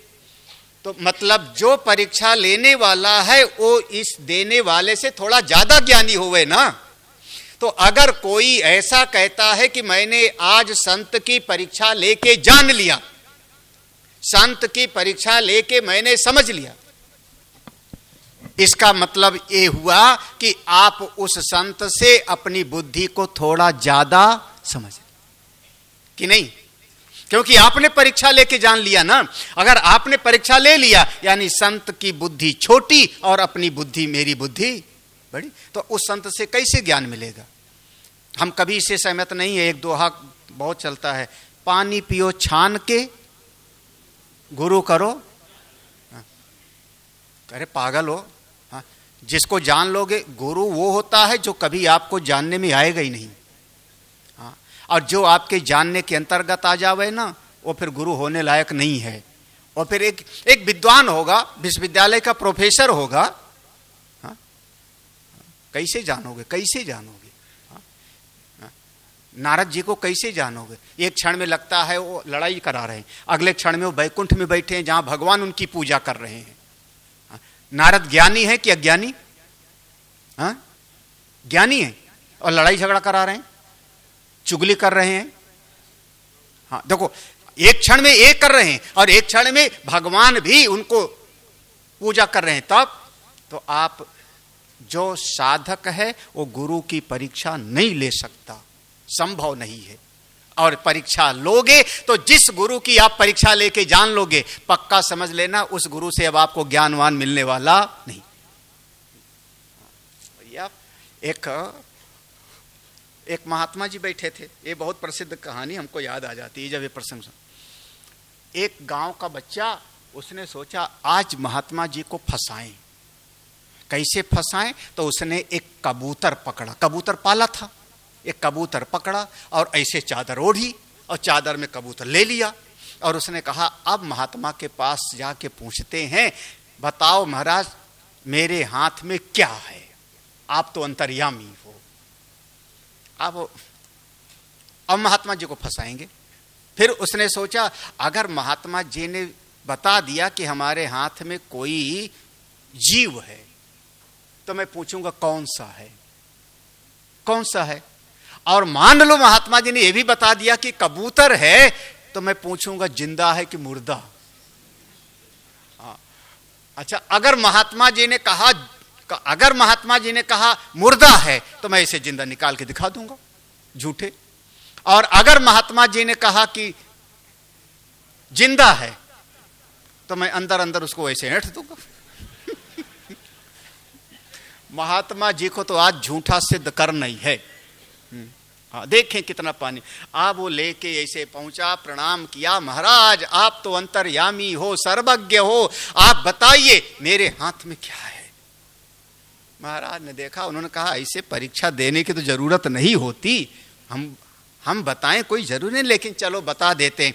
तुम्हारे हाथ में कोई, क्योंकि तब तक जो है वो थोड़ा पंखों खिला उसका, तो समझ गए। तो उनका तुम्हारे हाथ में कोई चिड़िया है, कोई पक्षी है।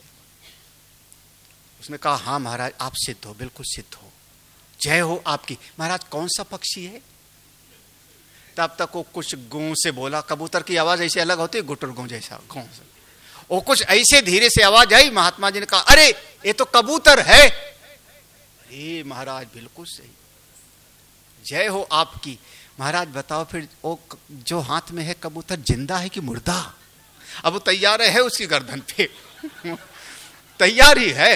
अब महात्मा जी ने कहा बच्चा अब हम क्या कहें कि वो कबूतर जिंदा है कि मुर्दा, क्योंकि अब उस कबूतर की जान पर बनी है। अब वो तो जैसी तेरी मर्जी होगी वैसे ही होगा वो। अब तू चाहे कि जिंदा रहे तो जिंदा रहेगा, तू चाहेगा कि मुर्दा तो मुर्दा हो जाएगा। अब क्या कहें? महात्माओं की परीक्षा ना लेना, महात्माओं की परीक्षा लोगे फंस जाओगे। जब बड़े बड़े परीक्षा लेके फंसे तो हम लोग कौन सी खेत की मूली। हाँ, याद रखना। तो ये जाके परीक्षा लिए, महाराज बताइए ये स्त्री के गर्भ से बेटा होगा कि बेटी, पुत्र की पुत्री। अब किस महात्मा ने कहा, नाम नहीं दिया, नाम नहीं दिया है। तश्रुत्वा ते अति संत्रस्ता विमुच्य सहसोदरम सांबस ददृशो तस्मिन् मुसलम खल्लु अयम अस्म्यहम। तश्रुत्वा ते अति संत्रस्ता, अति संत्रस्ता माने महात्मा लोग तो चुपचाप बैठे थे, बोले नहीं। इन लोगों ने फिर से पूछा, महाराज बताओ ना। फिर से महात्मा लोग चुप हैं। फिर से पूछा, मतलब जब बार बार इन लोगों ने परेशान किया तब वो महात्माओं को थोड़ा सा, भाई गोस्वामी जी ने लिखा है कि चंदन की लकड़ी को भी, अगर कोई चंदन की डाल को भी ज्यादा घिसे तो उसमें से भी अग्नि पैदा हो। जिसका स्वभाव शीतलता का है समझ लेना, इसलिए दुर्वासा बनना पड़ता है कभी। भाई चंदन की लकड़ी को भी वो शीतल है, फिर भी अगर कोई अतिशय ज्यादा रगड़ोगे तो उससे भी अग्नि। बस महात्माओं ने फिर अब तो शुरू, आप महात्माओं ने कहा किम कृतम मंदभाग्यई किम ना किम वदिष्यन्ति नो जना इति विवलिता गेहनादाय मुसलम ययौ। अरे मूर्ख, साधारण व्यक्ति अगर कोई अपराध करता तो क्षमा कर दिया जाता। यही नारद कितनी, यहां नारद भी थे ना, यही नारद कितनी बार द्वारका आए तब भगवान चरण धोते थे, तब तुम लोग भी तो प्रणाम करते थे। यही दूसरे महात्मा जब द्वारका जाते थे भगवान पूजा करते थे तब भी तो तुम लोगों ने देखा था। हाँ, इसका मतलब तुमने अपने भगवान श्री कृष्ण की बात को भी नहीं मानते हो और तुम्हारी अकल भी मारी गई है। जाओ, इसके गर्भ से ना पुत्र होगा न पुत्री, इसके गर्भ से मूसल पैदा होगा और वो मूसल तुम्हारे कुल का नाश करेगा। बस ऐसा मैं सीधे कर रहा हूं, इतने महात्माओं में से किस महात्मा के मुख से निकला है ये नहीं लिखा है यहां पे, यानी सभी महात्माओं की तरफ से ये बात थी। हाँ, ऐसा है ना, जब कभी G20 का सम्मेलन होगा तो किसकी तरफ से घोषणा पत्र है? हाँ? कोई जो प्रस्ताव पास हो गया किसकी तरफ से हुआ? सबकी तरफ से। वाह वाह, देखो तो ऐसे ये महात्माओं में से किसी का नाम नहीं लिखा है इसमें। ये मत कहना कि दुर्वासा जी ने श्राप दिया था ना, सभी महात्माओं, मतलब इतने संतों को किसी ने समस्या में डाला, क्रोध दिलाया, तो जाओ इससे मूसल पैदा होगा जो तुम्हारे कुल का नाश। अब वहां से भागे सबके सब। श्रुत्वा अमोघम विप्रशापम दृष्ट्वा च मूसलम नृप, 20वां श्लोक, भागे वहां से, क्योंकि ये लोग सोचे थे महात्मा गुस्सा नहीं करेंगे ना, ऐसा सोच के गए थे, लेकिन अब जब ऐसा डांट के बोल दिया तो ये भागे वहां से, किनारे आए, और अब वो जो सांब ऐसे से धीरे धीरे चल रहे थे, अब तेजी आ गई पांव में भाग खड़े हुए, वहां जाके जैसे साड़ी हटाई, कपड़े हटाया, तो पेट की जगह पर से एक मूसल जो है निकल आया, लोहे का मूसल। ये भावी प्रारब्ध, वो लोहे का मूसल वहां मिला उनको, लेकर के डर गए, और डर करके, क्योंकि इतना तो था कि महात्मा लोग जो कह देते हैं वो बात हो जाती है। जब ऐसा गए, भागे भागे गए वहां सभा में, जहां पर राजा उग्रसेन सिंहासन पर बैठे थे, सारी सभा लगी हुई थी। संयोग की बात, न कन्हई थे न बलराम जी थे। हाँ, कई बार ऐसे ऐसे समय पर हमेशा जब कोई बात होती है तो भगवान से सलाह लेते थे। ये पूरा द्वारका का नियम था, मथुरा में था, जब तक उग्रसेन राजा हैं, कोई भी बात होती छोटी बड़ी भगवान से सलाह लेते। कर्ता धर्ता सब भगवान होते थे, सिंहासन पर उग्रसेन बैठते थे, लेकिन सारा निर्णय होता था भगवान श्री कृष्ण का। लेकिन ऐसी घटना में किसी ने भगवान से सलाह नहीं लिया। उग्रसेन के सामने मूसल रख दिया और सबने कहा हमने गलती कर दी, ऐसे संतों से परीक्षा ले लिया और संतों ने ऐसा श्राप दे दिया, और वो असल में एक लोहे का मूसल मिल गया, और ऐसे श्राप दिया था कि सारे कुल का इसी से नाश होगा। जो यदुराजा सा आहु का, यदुराजा सा आहु का उग्रसेन ने कहा अरे घबराते क्यों हो, जाओ जाओ बच्चे लोग, तुम लोग खेलो, जाओ। अब बताओ, ऐसे क्षमा कर दिया, जाओ, चिंता मत करो। ऐसे समय में उग्रसेन ने सलाह नहीं लिया, अपने सैनिकों को कहा इस मूसल को घिस के चूरा कर डालो। उस मूसल को घिसा गया, घिसते घिसते चूरा हुआ। तो घिसते घिसते एक टुकड़ा तो थोड़ा सा घिसने से नहीं, हाँ होता है ऐसा, कई बार घर में भी कई बार होता है। सब्जी काटते काटते अंत में एक, आखिर में एक रह जाता है बड़ा सा। लौकी काटो देखो, हाँ अंत में इतना सा रह जाएगा बड़ा। ऐसे ही सब ऐसे घिसते घिसते अंत में एक चूरा बड़ा सा रह गया, लेकिन घिसते घिसते वो चिकना बहुत हो गया था। राजा ने कहा था इसको फेंक दो, सब ले जाके समुद्र में उस चूरे को फेंक दिया। कहते हैं समुद्र में जो चीज डाला जाता है रुकता नहीं, किनारे कर देता है। लहरों के साथ सब वो किनारे आ गया। वो जो बड़ा वाला था वो तो समुद्र में डूब जाता है। वहां एक मछली ने देखा, उसको लगा कोई चारा है, और उसने उसको निगल लिया।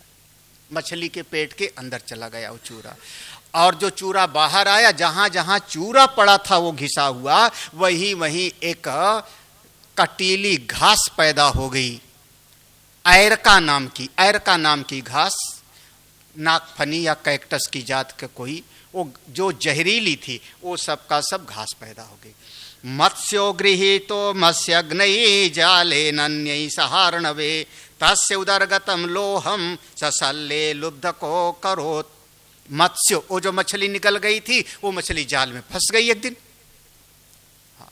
जब जाल में फंस गई, वो निकाला, और जब उसको ला करके कोई बहेलिया है, जब उस मछली को काट रहा था पकाने खाने के लिए, तो उसके अंदर वो लोहे का चूरा निकला। तस्य उदरम लोहम।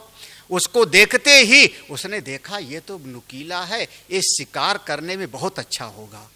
तो अपना एक बाण निकाला, उस बाण की नोक की जगह पर वो नुकीले को लगा लिया। वो जहरीला हो चुका था। और इस प्रकार से पूरी ये यदुवंश के तैयारी हो गई।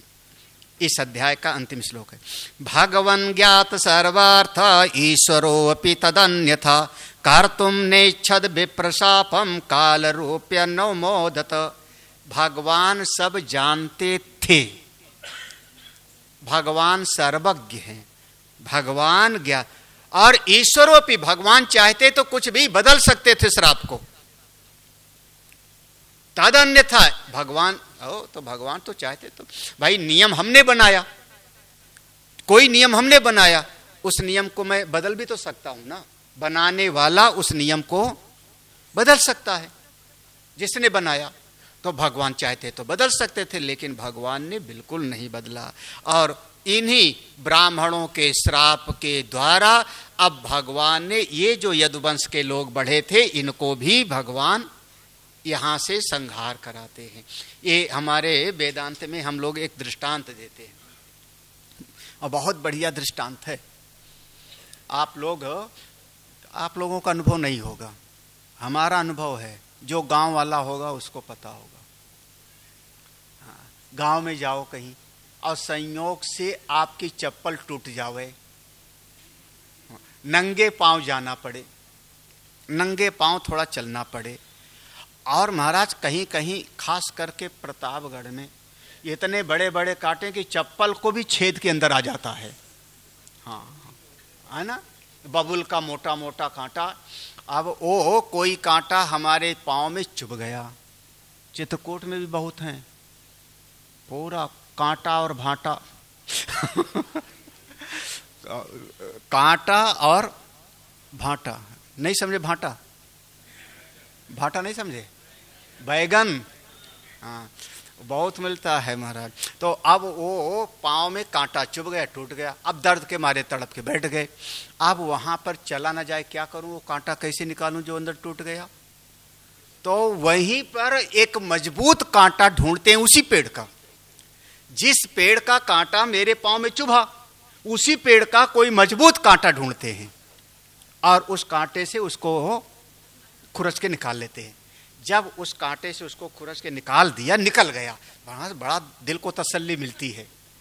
उसके बाद अब थोड़ा कृतज्ञता ज्ञापन करो, हे कांटा महाराज, तुमने मेरे कांटे को निकाल दिया, उसको वहां रख ले, जिससे निकाला तो उसको रख लेना। तो पांव में रखोगे?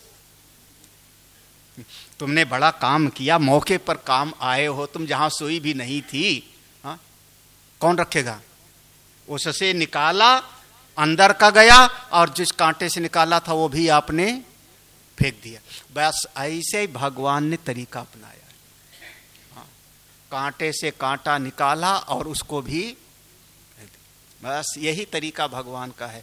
इन्हीं यदुवंशियों के बल से अधर्मियों का नाश किया, और अब ब्राह्मणों के श्राप से इन यदुवंशियों का भी समापन, और सृष्टि में धर्म की स्थापना कर दी। तो यहां पर एक प्रसंग पूरा हुआ। प्रसंग याद करना शुरू से। प्रसंग ये कि आत्मज्ञान चाहिए, आत्मज्ञान के लिए गुरु की जरूरत है, लेकिन गुरु जी के पास ऐसे मत जाओ जैसे ये लोग गए। ठीक है ना, समझ में आ गया ना? तो महाराज कैसे जावे? दूसरा अध्याय है। तमेकदा तु देवर्षिं वासुदेवो गृहागतम अर्चितम सुखमासीनम अभिवादितम अब्रवीत। एक दिन भगवान ने संकल्प किया द्वारका में, अभी द्वारका की घटना है। भगवान ने संकल्प किया, मेरी मां देवकी, मेरे पिताजी वसुदेव जी, इन्होंने जीवन में बहुत कष्ट उठाए, कारावास का कष्ट उठाया। इनकी आंखों के सामने इनके 6 बच्चों का वध किया गया, कंस ने मारा। मेरे माता पिता को भी ज्ञान मिले। देखो, संकल्प है किसका? भगवान का। भगवान ने संकल्प किया। और अगर मेरे माता पिता अज्ञानी रह गए, अपनी आत्मा को नहीं जाना, इन्होंने तत्व को नहीं जाना, तो इनको फिर से जन्म लेना पड़ेगा।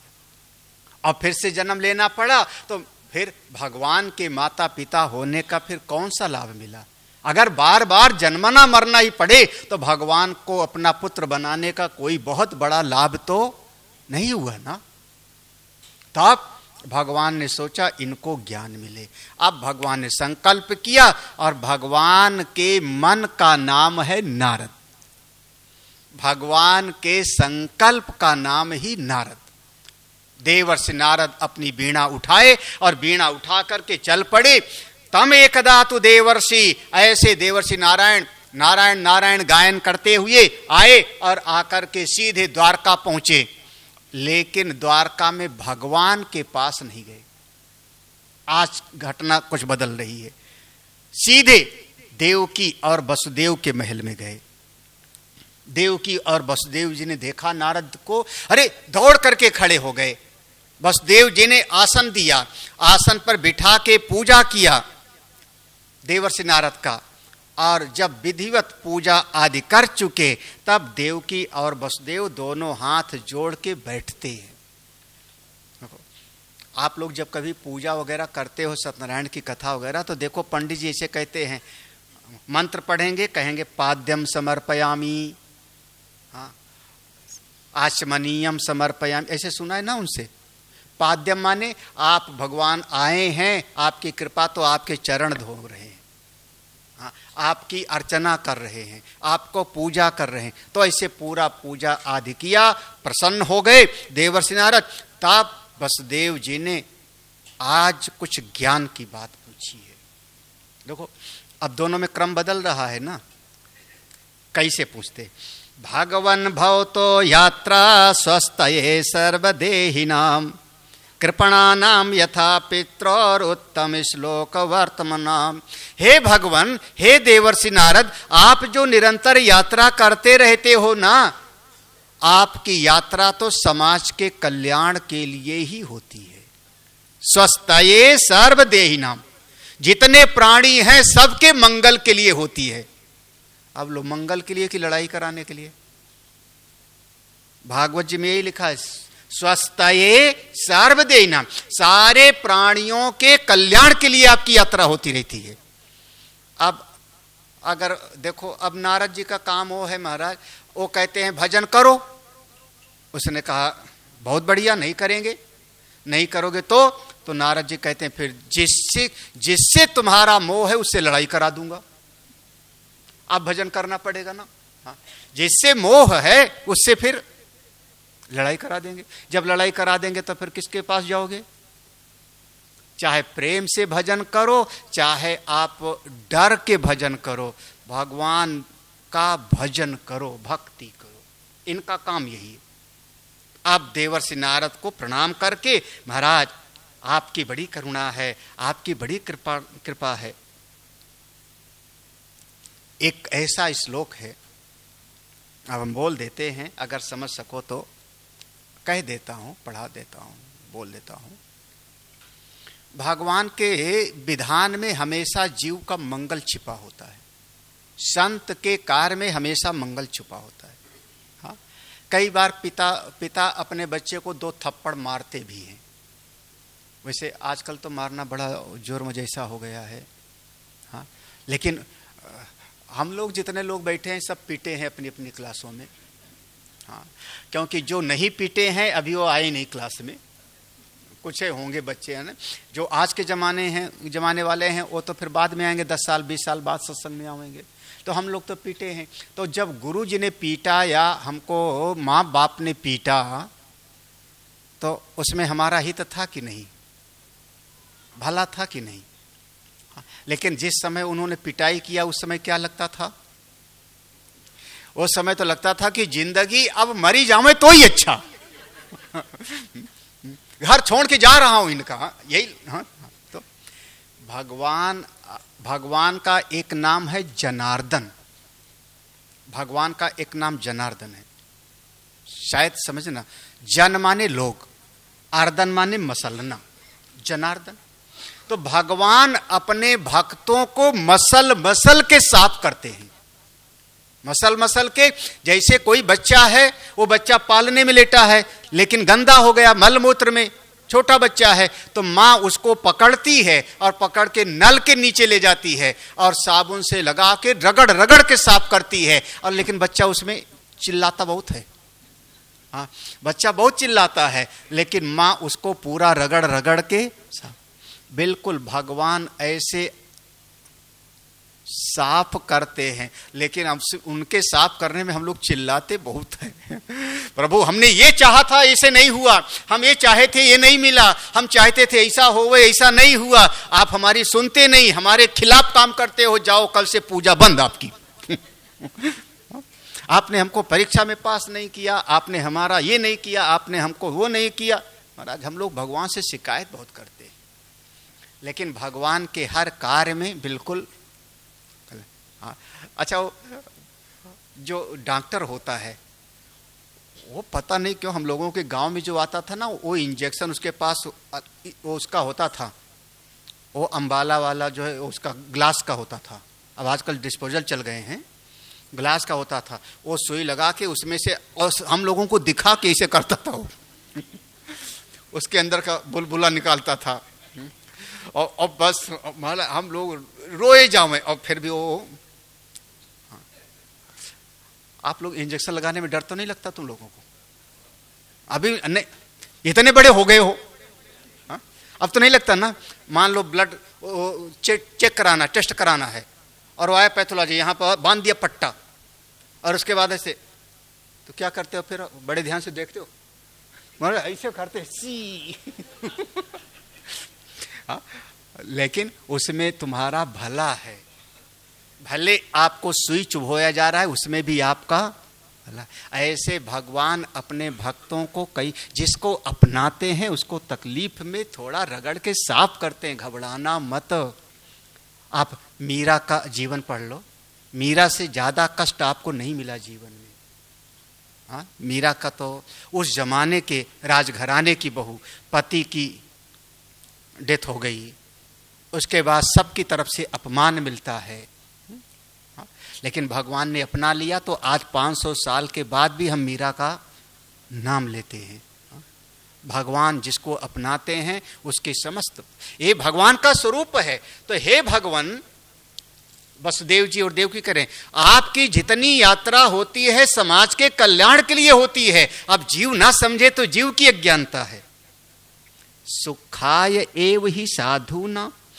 हाँ, संसार के लोग जब मिलते हैं, अब देखो ऐसी बात है, मैं सीधा कह दूं, भूतानाम देवचरितम, भूतानाम इस संसार के प्राणी जब आपको मिलेंगे या देवता जब मिलेगा तो तत्काल में तो आपको सुख देगा, लेकिन परिणाम दुख देता है। दुखाय च सुखाय च। इस जगत का कोई आदमी मिलेगा तो आपको दुख देगा, लेकिन अभी आपको लग रहा है कि मिल रहा है तो बड़ा हमको सुख देगा। थोड़ा 4 साल के बाद की बात भी सोचो, तब वर्णन तो ऐसे आया है। इस जगत में देवता जब आपको मिलता है तब तत्काल लगता है कि मेरी मनोकामना तो पूरी कर रहा है, लेकिन बाद में परिणाम हमको संसार में फंसा देता है। लेकिन संत लोग जब मिलते हैं, हे नारद ऋषि, तब वो जीव का समस्त बंधनों से उद्धार कर देते हैं। आप हमारे पास आए हैं, बहुत बड़ी आपकी कृपा है। क्या है? छायेव कर्म सचिवाह। आप कहां जहां भी जाओगे, आप अपनी परछाई से नहीं बच सकते हो। जहां भी जाओगे इतस्तता आप अपनी परछाई से नहीं बच सकते हो। ऐसे आपके अपने कर्म आपके साथ चलते हैं, आप अपने कर्मों से कभी बच नहीं सकते। हे भगवान, मैं आपसे आज पूछता हूं, देखो आज आपसे पूछता हूं प्रश्न। हे भगवान, आप ज्ञानी हैं, आप भगवान के परम भक्त हैं, आपने हम पर करुणा करके हमको दर्शन दिया है, हम आपको प्रणाम करते हैं और आपसे पूछते हैं। कुछ मेरे मन में प्रश्न है, आप उनका समाधान कर दीजिए। 9 प्रश्न हैं, 9 प्रश्न हैं और आप इसका उत्तर दे दीजिए।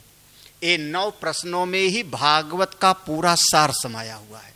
9 प्रश्नों में ही पूरे हमारा अध्यात्म जगत का जो भारतीय दर्शन है उसका सार समाया हुआ है। एक तरीके से कैप्सूल समझ लो। 9 प्रश्न है महाराज। धर्मान भागवतांस्तव, भागवत धर्म क्या है? भगवान को मिलाने वाला कौन सा रास्ता है? कौन सा कार्य करें कि भगवान मिल जावे? महाराज ये मैं तो क्या तुमने पहले कहीं नहीं पूछा? नारद जी के मन में, जैसे गुरु जी आपके मन में आ जावे कि पहले क्यों नहीं पूछा, तो वसुदेव जी ने पहले कह दिया, भगवान अहम किल पुराणंतम प्रजार्थो भुवि मुक्तिदम, 8वां श्लोक, दूसरा अध्याय 8वां श्लोक, 11:2-8। हे भगवान, पूर्व के जन्म में मैंने घोर तपस्या किया था, लेकिन तपस्या किया था पुत्र की प्राप्ति के लिए, भगवत प्राप्ति के लिए कभी तपस्या हमने नहीं की। मोक्ष की प्राप्ति के लिए हमने साधना नहीं किया, पुत्र की प्राप्ति के लिए किया था। प्रजार्थो शब्द है, प्रजार्थो, अहम किल पुराणंतम प्रजार्थो, मैं प्रजार्थी था, मुक्त्यार्थी नहीं था। तो हमको परिवार मिला। अहम क्यों ऐसा? क्यों ऐसा? अपूजयम ना मोक्षाय है, अपूजयम ना मोक्षाय, मोक्ष के लिए मैंने पूजा नहीं की, क्योंकि हमारी बुद्धि पर माया ने पर्दा डाल रखा था। मोहितो देव माया, मेरी बुद्धि पर माया ने पर्दा डाल रखा था। जब बुद्धि पर पर्दा डाल दिया जावे तो कभी हमको शुभ में अशुभ, अच्छाई में भी बुराई दिखाई पड़ने लगती है। मेरी बुद्धि भ्रमित थी, इसलिए मैंने कभी ऐसी साधना नहीं किया। ये क्या ऐसी बात स्वीकार कर रहे हैं? आप कल्पना करिए, द्वारका में इतने दिन रहने के बाद भगवान जिनके पुत्र बन के आए हैं उनके जीवन का ये बात है। स्वयं कह रहे हैं, ये श्लोक है 11:2-8, 8वां श्लोक बिल्कुल स्पष्ट। मोहितो देव माया, मेरी बुद्धि माया ने हर ली थी, इसलिए मैंने मोक्ष नहीं चाहा। भगवान आज हमको बताइए, यथा विचित्र व्यसनात् भवित भविष्यतो भयात् मुच्येम हेंजसा ये वद्धा तथा न साधिसो व्रत। इस श्लोक पर हमारे एक आचार्य बहुत बढ़िया एक दृष्टांत देते थे, और बहुत बढ़िया जो है इस श्लोक पर। कई बार ऐसा है ना कि ये जो दुख है आता है, लेकिन सुख के कपड़े पहन के आता है। तो उन्होंने कहा कि जब ब्रह्मा जी ने सब बनाना शुरू किया तो ब्रह्मा जी ने बनाया एक चीज का, उसका एक देवी का, उसका नाम रखा बंधन, उसका नाम रखा बंधन। बोले बहुत बढ़िया। उसने कहा किसका वर्ण करूं?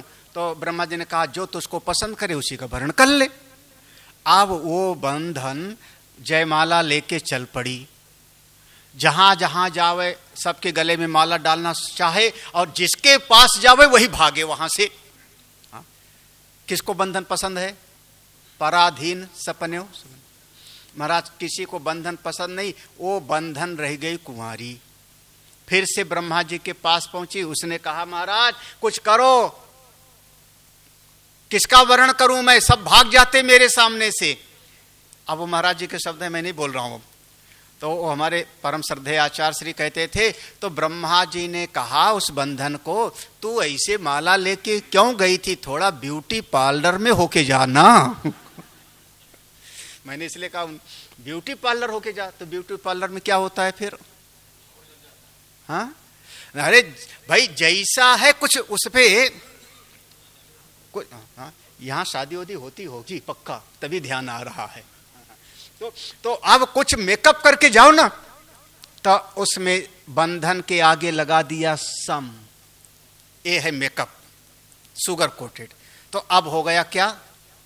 संबंध पूरा। अब मेकअप करके जाओ, जब वो एक सम लगा दिया, अब बरमाला लेके जिसके सामने जावे वही तैयार। लाओ क्यों आप लोग मित्रता बनाने के लिए सबसे तैयार नहीं रहते? लो काट लो, काट देना अपना। ये क्या जोड़ रहे हो आप? ये संबंध उसमें है असल में बंधन, लेकिन अब किया हुआ है कैसा? वो थोड़ा सा दिखने में अच्छा लग रहा है। जिसके ज्यादा, जितने ज्यादा संबंध उतने ज्यादा वो परेशान रहता है बेचारा, क्योंकि किसी के यहाँ जन्मदिन में जाना है, फिर शाम को मरण दिन में जाना है, फिर उसके शादी में जाना है, फिर उसके यहाँ वो जाना है, फिर वो आएगा, फिर जितना ज्यादा। नाराज तो नहीं हो रहे हो ना लोग? लेकिन बात बिल्कुल सही है। हाँ, बात बिल्कुल। तो ये ऐसे जैसे बंधन आता है संबंध बन के। हाँ भाई, एक दिन हम रोज यही चांसलर क्लब में घूमो, रोज कोई दूसरा भी घूमता है, तीसरा भी घूमता है, कोई आपको वो दूसरे से हाय हेलो हो गई, ठीक ठाक बढ़िया, हाँ, कोई ज्यादा दुखी सुखी नहीं। कभी एक दिन लगा कि इसका भी बच्चा है, मेरा भी बच्चा, चलो नाता जोड़ लें। सगाई कर दिया दोनों बच्चों की, अब आप हो गए समधी, दोनों समधी बन गए। अब फिर आप यहीं घूमो, फिर यहीं घूमो। अब उसके सुख से आप सुखी होने लगोगे, उसके दुख से हम। पहले भी घूमते थे तो पहले तो नहीं हो रहे थे, अब क्यों हो गए? क्योंकि अब आपके साथ में एक जुड़ गया संबंध, बस। तो ऐसे ही ये दुख आता है, लेकिन सुख के कपड़े पहन के आता है। यथा विचित्र व्यसनात् भवित भवद भीर विश्वतो भयात। हे भगवन, अब मैं ये चाहता हूं, हे देवर से मैं ये चाहता हूं, मेरे जीवन के सारे बंधन समाप्त हो जाएं। नारद जी बड़े प्रसन्न हो गए। अरे तुमने बहुत बढ़िया बात पूछी, बहुत अच्छी बात पूछी, आज तो मैं बिल्कुल प्रसन्न हो गया। मैं तुमको चलो एक कथा सुनाता हूं, भागवत की कथा सुनो, भगवान की कथा सुनो। भगवान देखो, गंभीर सत्संग ये है, बाकी तो भजन और आओ सब चलता रहता है समाज में। वास्तविक भागवत लेके बैठो, फिर पढ़ो असल में भागवत क्या है। कुछ लोग पवित्र हो जाते हैं, भागवत की कथा सुनकर के पवित्र हो जाते हैं। कौन कौन पवित्र हो जाते हैं? कैसे कैसे लोग? श्रुतो अनिपटितो ध्यात आदृतो वानुमोदितः सद्या पुनाति सद्धर्मो देव विश्वद्रोहोपि। 12वां श्लोक। यहां पर 5 चीजें गिनाया भगवान ने। देवर से कहते हैं, श्रुतो, जो भगवान की कथा को, भागवत की कथा को जो मैं सुनाने जा रहा हूं, इस कथा को जो सुनता है वो पवित्र हो जाता है। महाराज, हो सकता है उसने कोई पाप किया हो, पहले बोले विश्वद्रोहो अपि, सारे जगत की नजर में अगर वो पापी है तो भी, विश्वद्रोह माने सारे विश्व के लोग उसको कहते हैं कि पापी है, उसके बावजूद अगर वो भागवत की कथा को सुनता है तो पवित्र हो जाता है। आप लोग महाराज पवित्र हो, मैं बता दे रहा हूं, इस श्लोक में लिखा हुआ है। अच्छा, सत्संग सुनने का मौका नहीं मिला तो अनुपठितो, जो भागवत की कथा का अपने आप घर में पाठ करता है वो भी पवित्र हो जाता है। ध्याता, जो भगवान का ध्यान करता है, अरे नहीं पढ़ा है कोई बात नहीं, जो सत्संग में सुन लिया उसी का ध्यान करो, भगवान तो मेरी आत्मा है, बस वो पवित्र हो जाता है। आदृतो, भगवान की कथा सुन करके आपका हृदय बिल्कुल एक पिघल जावे, कठोरता समाप्त हो जाए, आप द्रवीभूत हो जाओ। कई बार पिक्चर, झूठी पिक्चर देख करके आपकी आंखों से आंसू निकले हैं, शायद निकला हो या ना निकला हो, नहीं, पिक्चर देख करके जानते हो कि झूठा है, लेकिन पिक्चर देखते देखते उसके साथ इतना तादात्म्य हो गया कि वहां पर आपके नेत्रों से अश्रुपात हो, क्या हृदय आपका द्रवीभूत हुआ। ऐसे भगवान की कथा सुन के किसी का हृदय द्रवीभूत होता है, उसका मन, जीवन पवित्र हो जाता है, वह अनुमोदिता है। और 5वें वो लोग पवित्र हो जाते हैं जो भगवान की कथा सुनने वाले को शाबाशी देते हैं, तुमने बहुत बढ़िया काम किया, तुमने बहुत अच्छा कार्य किया, भगवान की कथा सुनी, भगवान की कथा सुनवाई, तुम बहुत अच्छे हो, अनुमोदितः। ऐसे लोग भी पवित्र, सद्यो पुनाति, तत्काल पवित्र हो जाते हैं। सद्यो पुनाति सद्धर्मो देव विश्वद्रोह, ये पवित्र हो जाते हैं। हे वसुदेव देवकु, मैं तुमको भगवान की वो कथा सुनाने जा रहा हूं। त्वया परम कल्याणा पुण्य श्रवण कीर्तन। आज मेरा हृदय बहुत प्रसन्न है क्योंकि तुमने हमसे ज्ञान की बात पूछी है। चलो बैठो। और देवर्षि नारद वसुदेव और देवकी को सुनाना शुरू करते हैं। एक प्रसंग ले आते हैं राजा निमि का। राजा निमि और 9 योगियों के संवाद का कथानक सुना करके तो कथा सुनाते हैं। यहाँ 2 बिल्कुल जैसे कहते हैं सिक्के का 2 पहलू दिखा दिया कि लक्ष्य जीवन का है आत्मज्ञान। आत्मज्ञान के लिए आवश्यकता है आचार्य की। आचार्य के पास वैसे नहीं जाना है जैसे ये यदुवंश के बच्चे गए थे, वैसे नहीं जाना। तो कैसे जाना है? जैसे वसुदेव और देवकी देवर्षि नारद के शरण में गए, तब ऐसे फिर ज्ञान मिलता है। उस ज्ञान से हमको मोक्ष की प्राप्ति होती है। वैसे बात तो इतना है ना, ये बात इस पर थोड़ा मनन करना। मनन, सब जगह सुख चाहते हो कि नहीं? सब जगह सुख चाहते हो कि नहीं? सब समय सुख चाहते हो कि नहीं? सब से सुख चाहते हो कि नहीं? क्या हुआ? नहीं, ये दुनिया में होगा कि नहीं, चाहे जितना कर लो, चाहे जितना कर लो नहीं होगा। हाँ? हमारे पास से अब मान लो तो आप आए कि चलो, तब तक आपने सोचा था कि आज गुरुजी हमसे पूछेंगे बिटिया बेटवा ठीक हैं, और हो सकता है हम बोले ना कुछ, है ना?